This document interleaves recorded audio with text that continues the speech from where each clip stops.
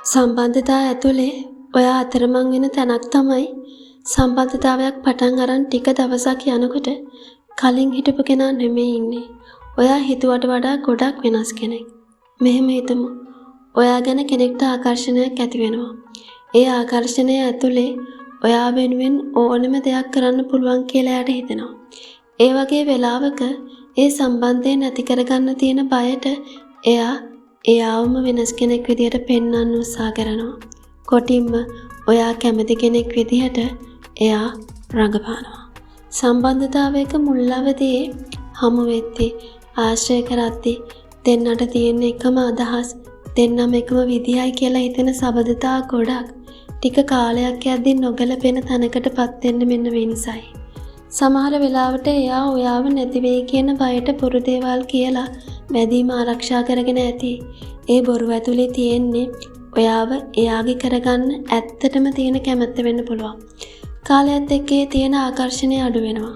ඔයා එයාගේ වෙලත් ඉවරයි. එයාට ඕනේ උනේ ඔයා එයාගේ කරගන්නනේ. එයාගේ ගෝල් එක සක්සස්. ඊට පස්සේ ඉතින් කලින් තරම්ම ඔයා ඉස්සරහා ඔයා කැමති වුණ චරිතය මේන්ටේන් කරන්න එයා උත්සාහ කරන්නේ නැහැ. ටිකෙන් ටික එයාගේ ඇත්ත ස්වરૂපය, හිතන විදිය, අදහස් එළියට එනවා.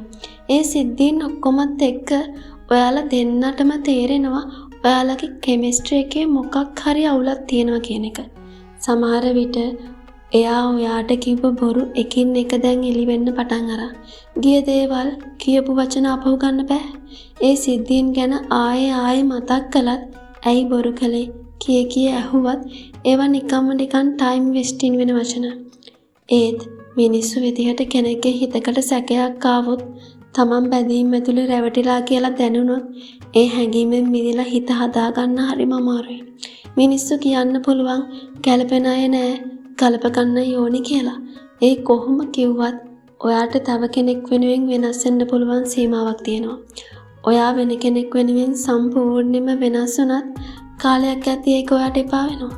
ඒ වගේම වෙන කෙනෙක්ට වුණත් ඔයා වෙනුවෙන් වෙනස් වෙන්න පුළුවන් සීමාවක් තියෙනවා. ඒක නිසා ඔයාට ඔයාම වෙන්න බැරි, එයාට එයාම වෙන්න බැරි සම්බන්ධතා ගිලිහුණු එකට පොඩ්ඩක්වත් දුක් වෙන්න එපා. මොකද ඔයාලා දෙන්නගේම ජීවිත කාල අපරාධේ. ඔයාලා දෙන්න නොකලපුණ එක ඔයාලා දෙන්නගේ වැරද්දක් නෙමෙයි. ඒක නිසා ගිය දෙයක් ගැන හිත දුක් වෙන්න එපා. මිනිස්සු වෙනස් වෙනවා. මතක ඉතිරි වෙනවා. ඒ හැම මතකයක්ම ජීවිතයේ අත්දැකීම් වෙනවා. ඔයා කෙනෙක් ආශ්‍රය කරනකන් දන්නේ නැහැ එයා කොහොම කෙනෙක්ද කියලා. ඊටත් වඩා වැදගත්ම දේ තමයි ඔයා කෙනෙක්ව ආශ්‍රය කරනකන් ඔයා දන්නේ නැහැ ඔයා එයාට මොන වගේ කෙනෙක් වෙයිද කියලා. ඉතින් ගිලිහුණු ගැදීම් ගැන හිත ඉන්න එපා. හැම දෙයක්ම වෙන්නේ වෙන්න තියෙන හොඳම විදියට. ඔයාගේ ක්වොලිටිස් වැඩි කරගන්න. ඔයාගේ ජීවිතයට වටිනාකම් එකතු කරගන්න. එතකොට ඔයාට ගැළපෙන හරිම කෙනා ඔයාගේ ජීවිතයට ලැබෙවි. එහෙම ලැබෙන්න කියලා මං ප්‍රාර්ථනා කරනවා. මේ වීඩියෝ එකට ඔයා කැමති නම් සබ්ස්ක්‍රයිබ් කරන්න අමතක කරන්න එපා. Take me on your magic river. Tell me all your dreams align.